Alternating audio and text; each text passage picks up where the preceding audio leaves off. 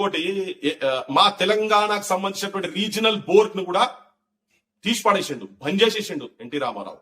ఈ ప్రాంత నక్సలైట్లే దేశభక్తులు అన్నాడు, నక్సలైట్లే నా అన్నలు అన్నాడు. గద్దెకెక్కిన మరుసటి రోజు రాడికల్లు సార్ నమ్మని చంపి రక్తం బొట్టు పెట్టుకున్నాడు అని చెప్పనే అనే చరిత్ర ఆయనది ఉన్నది. పోతవురో రామన్న అని ఆయన పోకముందు, అధికారం నుంచి పోకముందు అన్నారు. పోయిన తర్వాత పోతివీరో రామన్న, పేదోల్లా ఉసురు దలిగి పోతివీరో రామన్న, బీదోల్లా ఉసురు దలిగి పోతివీరో రామన్న, మా బిడ్డల ఉసురు దలిగి పసి గుడ్డుల ఉసురు దలిగి మా రైతుల ఉసురు దలిగి నువ్వు పోతివీరో రామన్న అని చెప్పి ఇక్కడ సాహిత్యం వచ్చింది.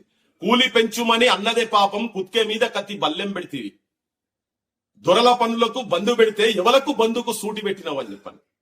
పాడుబడ్డ బంజరు భూములల్లా నాగలి దున్ని నాట్లేసుకుంటే కూలి రైతులను ఎంబడిబడి కుత్కెల దాకా వాళ్ళ నెత్తురు దాగినవని చెప్పని సాహిత్యం ఇక్కడ పుట్టింది, ఇక్కడ జనం లోపల పోయింది.